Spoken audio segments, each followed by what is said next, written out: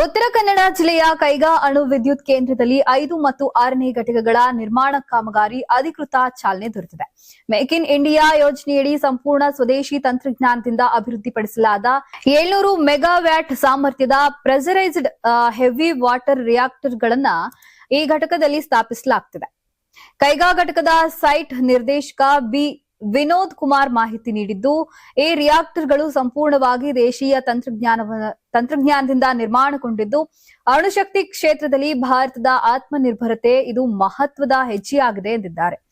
ಕೇಂದ್ರ ಸರ್ಕಾರವು ಫ್ಲೀಟ್ ಮೋಡ್ನಲ್ಲಿ 10 ಅಣು ವಿದ್ಯುತ್ ಯೋಜನೆಗಳಿಗೆ ಅನುಮೋದನೆ ನೀಡಿದ್ದು, 700 ಮೆಗಾವ್ಯಾಟ್ ಸಾಮರ್ಥ್ಯದ ರಿಯಾಕ್ಟರ್ಗಳನ್ನು ಗುಜರಾತ್, ರಾಜಸ್ಥಾನ ಮತ್ತು ಕರ್ನಾಟಕ ರಾಜ್ಯಗಳಿಗೆ ಅಭಿವೃದ್ಧಿಪಡಿಸಲಾಗಿದೆ.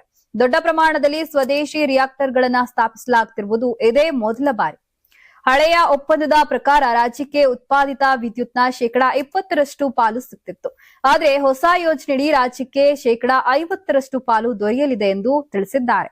ಪ್ರಸ್ತುತ ಕೈಗಾ ಅಣು ವಿದ್ಯುತ್ ಕೇಂದ್ರದ ಸ್ಥಾಪಿತ ಸಾಮರ್ಥ್ಯ 880 ಮೆಗಾವ್ಯಾಟ್ ಆಗಿದ್ದು, 5 ಮತ್ತು 6ನೇ ಘಟಕಗಳು ಪೂರ್ಣ ಪ್ರಮಾಣದಲ್ಲಿ ಕಾರ್ಯಾರಂಭ ಮಾಡಿದ ಬಳಿಕ ಇದು 2280 ಮೆಗಾವ್ಯಾಟ್ ಹೆಚ್ಚಾಗಲಿದೆ. ಕರ್ನಾಟಕದಲ್ಲಿ ಇನ್ನು 7000 ಮೆಗಾವ್ಯಾಟ್ ಸಾಮರ್ಥ್ಯ ಹೆಚ್ಚಿಸಲು ಸಿದ್ಧತೆ ನಡೆದಿದ್ದು, ಎಲ್ಲವೂ ಯೋಜನೆಯಂತೆ ನಡೆದರೆ ಕರ್ನಾಟಕಕ್ಕೆ ಮತ್ತೊಂದು ಮಹತ್ವದ ಅಣು ವಿದ್ಯುತ್ ಯೋಜನೆ ಸಿಗುವ ಸಾಧ್ಯತೆ ಇದೆ.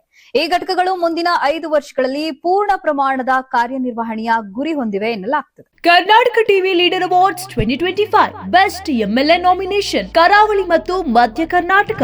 ಟಿ ರಘುಮೂರ್ತಿ ಚಳ್ಳಕೆರೆ ಕ್ಷೇತ್ರ, ಚಂದ್ರಪ್ಪ ಹೊಳಲ್ಕೆರೆ ಕ್ಷೇತ್ರ, ಹರೀಶ್ ಪೂಂಜಾ ಬೆಳ್ತಂಗಡಿ ಕ್ಷೇತ್ರ, ಅಶೋಕ್ ರೈ ಪುತ್ತೂರು ಕ್ಷೇತ್ರ, ಗುರುರಾಜ್ ಗಂಟಿಹೋಳಿ ಬೈಂದೂರು ಕ್ಷೇತ್ರ, ಕೆಎಸ್ ಆನಂದ್ ಕಡೂರು ಕ್ಷೇತ್ರ, ಎಚ್ಡಿ ತಮ್ಮಯ್ಯ ಚಿಕ್ಕಮಗಳೂರು ಕ್ಷೇತ್ರ, ಯಶಪಾಲ್ ಸುವರ್ಣ ಉಡುಪಿ ಕ್ಷೇತ್ರ, ಬೇಳೂರು ಗೋಪಾಲಕೃಷ್ಣ ಸಾಗರ ಕ್ಷೇತ್ರ, ಚನ್ನಬಸಪ್ಪ ಚನ್ನಿ ಶಿವಮೊಗ್ಗ ನಗರ ಕ್ಷೇತ್ರ, ಬಸವರಾಜು ಶಿವಗಂಗಾ ಚನ್ನಗಿರಿ ಕ್ಷೇತ್ರ, ಸತೀಶ್ ಸೈಲ್ ಕಾರವಾರ ಕ್ಷೇತ್ರ.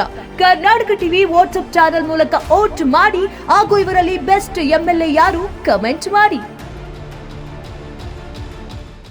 ನೀವು ಸಣ್ಣ ಆಗ್ಬೇಕಲ್ವಾ? ಅದು ಒಂದು ಉತ್ತಮ ಆಹಾರದಿಂದ ಸಣ್ಣ ಆಗ್ಬೇಕಲ್ವಾ? ಪ್ರತಿದಿನ ನಮ್ಮ ಜೀನಿ ಸ್ಲಿಮ್ ನ ಯೂಸ್ ಮಾಡಿ ಯಾವುದೇ ಸೈಡ್ ಎಫೆಕ್ಟ್ ಇಲ್ದಂಗೆ ನೀವು ಸಣ್ಣ ಆಗ್ತೀರಾ.